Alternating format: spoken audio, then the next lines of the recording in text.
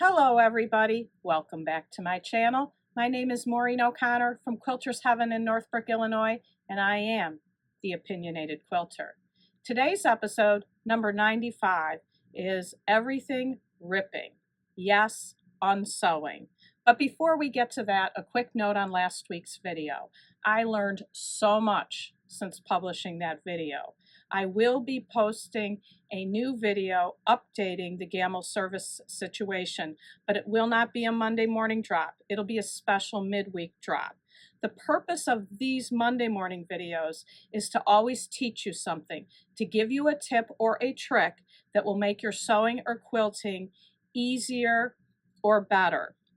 So be sure you hit the bell so that when the midweek drop comes out, you're notified. Now, let's get to today's episode. So let's start with the anatomy of a stitch. When you have your stitches at a good tension, the bobbin thread comes up and meets the top thread.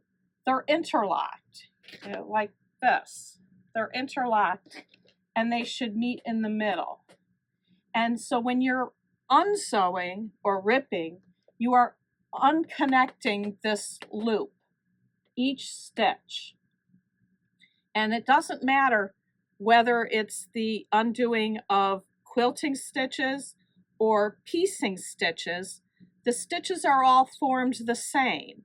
So the undoing techniques work in both situations, and I will show you that. In unsewing, so many people don't like to do it. And there's ways to make this unsewing more tolerable and efficient. And I'm going to show you how.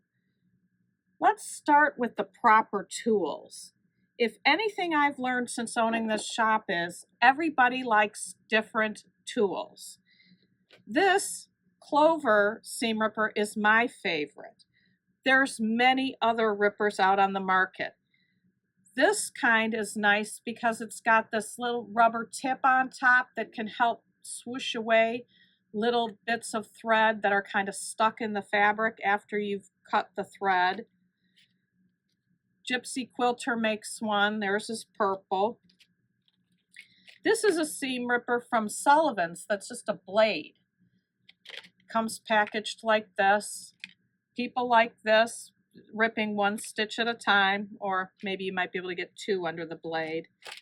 There are people who use their rotary blade to rip. I don't like this, it scares me, but one of my employees loves it, and she's not afraid at all.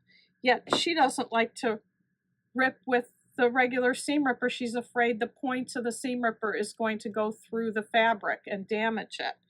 So everybody's different. You need your tools. Another thing I always like to have is a tweezers to help pull threads out. Have that with you when you're starting a big ripping project. And then when you have a whole lot of little threads to pick up, lint roller, great to have. Same lint roller I use on myself with the, threads us quilters get all over us. And the other thing you might like to have is a thread catcher. I always like to have my thread catcher around. Gets less threads on the floor, less often you have to vacuum. So once you've gathered all your tools, then you want to get yourself comfortable. Get a good spot, a comfortable chair. Relax. You can turn on the TV if that's what you like. You could listen to a book on tape. I know one of my customers loves to do that. Or listen to some soothing music. Whatever, just make sure you're comfortable and you've got all your tools gathered. Now, let's get ripping. So I would say most long armers that I know like this technique for the fastest ripping.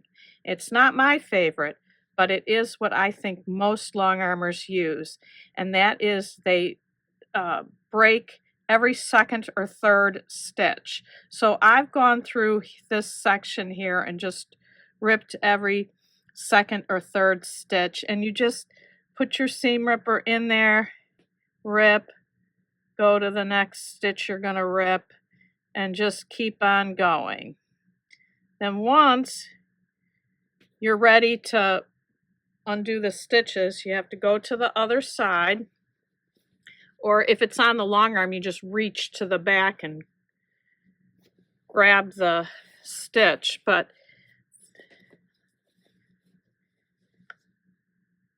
this is what I ripped.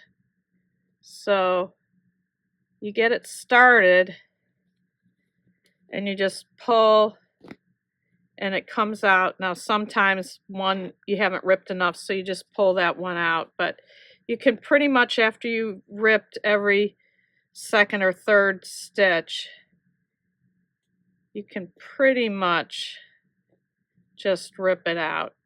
I obviously didn't do a good enough job down here, but how did I do around this part of the butterfly? This is an actual customer's quilt that I am ripping the whole thing because the quilting was bad. It just, the stitch quality just was terrible. It was just not up to par. Yeah, obviously I didn't get enough of these ripped. But if you have them all ripped, you can get through. I know I didn't go much more that way. So what have I got here that I can get out? So obviously I'm not doing a very good job here. Like I said, this is not my preferred method. When you do this method, you've got all these little pieces to pick up. That's where the lint roller, the tweezers comes into play. If this is where I got stopped here pulling this out, you flip back and you have to keep pulling things out. Just keep ripping like I showed you before.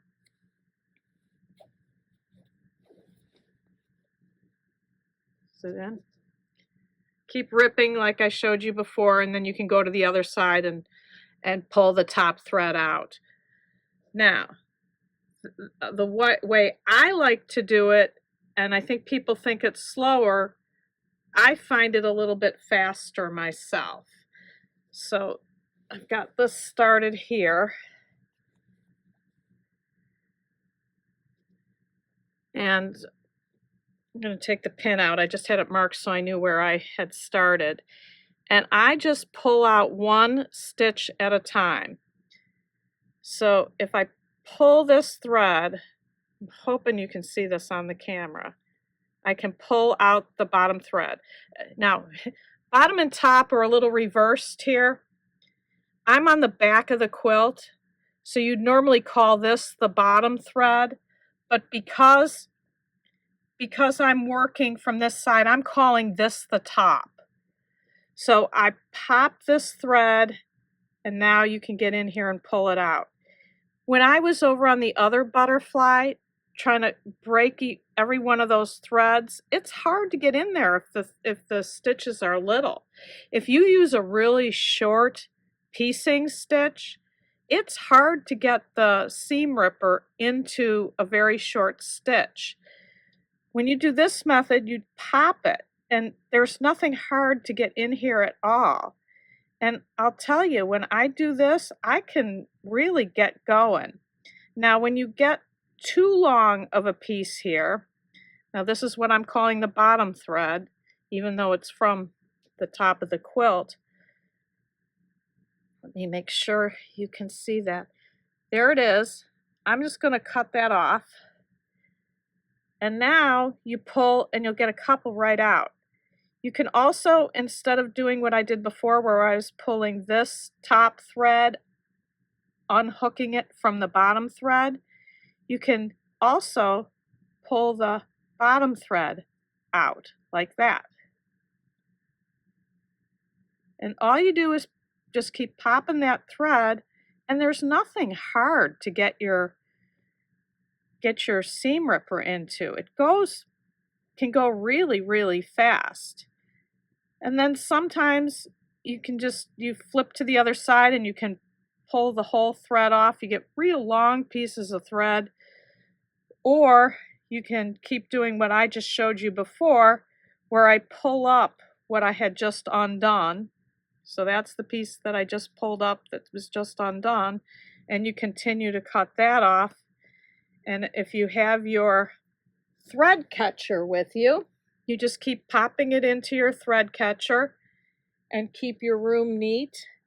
And you can keep listening to your book on tape or watching TV and just keep going until it's done. I never let ripping get me down.